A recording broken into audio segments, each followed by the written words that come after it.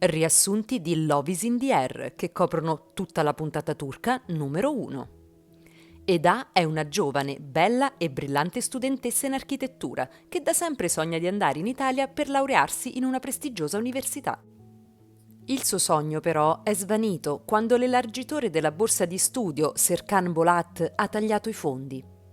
Eda vive con una giovane zia ed ha 3 amiche del cuore che non la lasciano mai. È mattina ed Eda va ad aiutare la zia nel loro negozio di fiori. La zia, vedendola triste per la mancata borsa di studio, la esorta a non abbandonare i suoi sogni.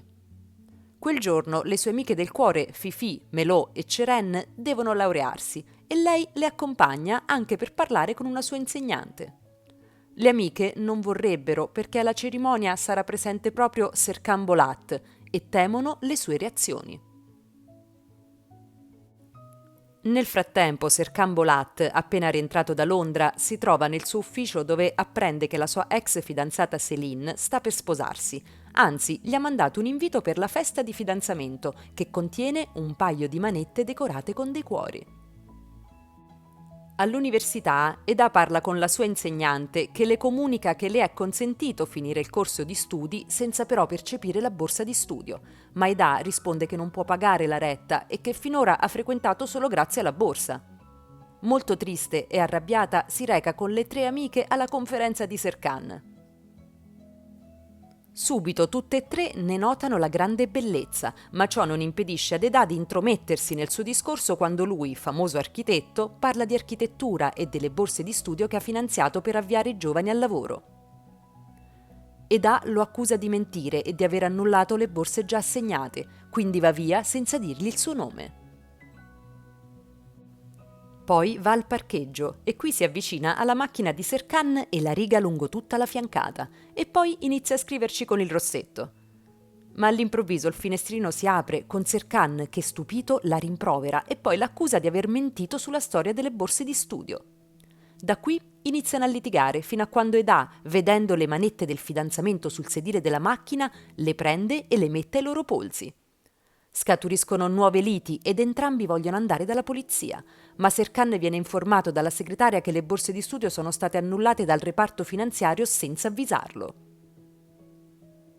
Allora Serkan cerca le chiavi delle manette, ma queste non ci sono nella busta dell'invito, per cui, dovendo andare ad un incontro urgente, è costretto a recarvisi legato ad Eda. Arrivati sul posto dell'incontro, Serkan, in ritardo all'appuntamento, non può aspettare l'arrivo dei suoi collaboratori per liberarsi, ma vi si reca con Eda legata a lui. Eda decide di aiutarlo e gli dice di abbracciarla per la vita e di presentarla come sua fidanzata, in modo da nascondere le manette. Infatti l'interlocutore non le vede e Serkan si impegna a convincerlo di vendergli un grosso terreno. Lui tentenna, ma poi è convinto dall'intervento convincente di Eda. Usciti dall'incontro, sono raggiunti sia dallo staff di Serkan sia dalle amiche di Eda.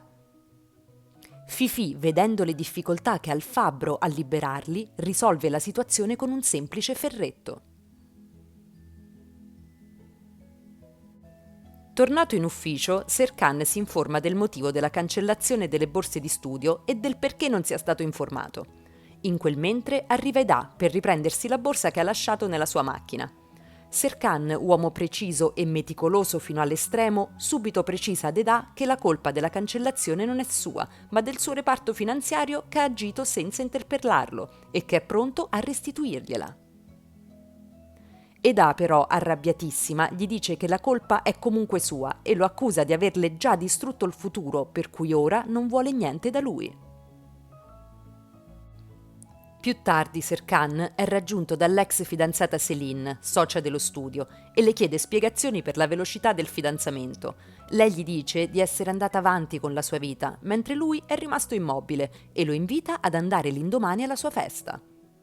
Poi lui parla con l'amico Engin, che gli ricorda come Céline abbia aspettato per anni una sua proposta e cerca di dissuaderlo a recarsi alla festa.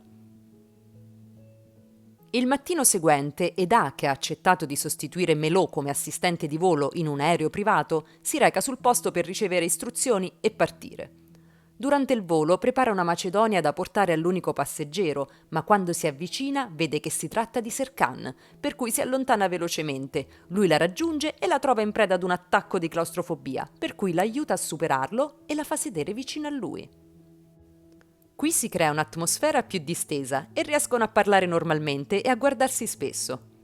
Arrivati a destinazione, Serkan propone ad Eda di passare il tempo di attesa del suo ritorno in una spiaggia vicino al luogo della festa. Lei accetta e va in spiaggia, mentre lui fa il suo ingresso nella lussuosa location del fidanzamento. Qui viene accolto calorosamente da Céline e dal suo fidanzato Ferit, che non gode delle sue simpatie, ma soprattutto è contrariato dalla presenza di Khan Karadak, amico dello sposo, con il quale ha uno scontro verbale. Durante la lite, Khan gli dice che resterà singolo a vita perché non troverà mai una donna che lo sopporti. Serkan, punto nel suo orgoglio, risponde che è fidanzato. Tutti gli chiedono chi sia la ragazza e lui ribatte che lei non ama le feste e che ha preferito aspettarlo nelle vicinanze. Quindi se ne va, si reca sulla spiaggia da Eda e mentre stanno andando via vengono raggiunti dai suoi amici incuriositi e lui, dopo aver detto ad Eda di stare al gioco, la presenta come sua fidanzata. Rimasti da soli, Eda si lamenta della cosa, perciò lui le propone un contratto. Lei fingerà di essere la sua fidanzata fino al matrimonio di Céline e lui le pagherà gli studi. Lei, pensando ad una proposta equivoca, si offende, ma lui precisa che lei non l'attira come donna e la sua presenza sarà solo agli eventi perché deve separare Céline dal suo fidanzato. Eda rifiuta. Intanto la notizia del suo fidanzamento si è diffusa sui media e al loro ritorno a Istanbul vengono circondati da fotografi e giornalisti. Serkan le dice che l'indomani durante un evento chiarirà la situazione presentandola come sua assistente. Quindi si danno appuntamento per l'indomani con la speranza che sia il loro ultimo incontro. L'indomani Eda, recatasi all'evento mentre aspetta di partecipare alla conferenza, viene raggiunta dal fidanzato Cenk, appena tornato dall'Italia, che le deve parlare urgentemente. Eda si aspetta una proposta di fidanzamento, invece lui le dice che vuole lasciarla perché è innamorato di una ragazza italiana e che sta ripartendo. Eda pensa che lui lo faccia perché ha letto la notizia del suo fidanzamento con Serkan, ma Cenk nega e dice di non aver creduto all'assurdità della cosa. Eda, allora, offesa, raggiunge Serkan, che ha iniziato a parlare con i giornalisti e lo bacia davanti a tutti. Con questo bacio inaspettato si chiude la prima puntata di Love is in the Air, la nuova serie turca che ci accompagnerà a lungo.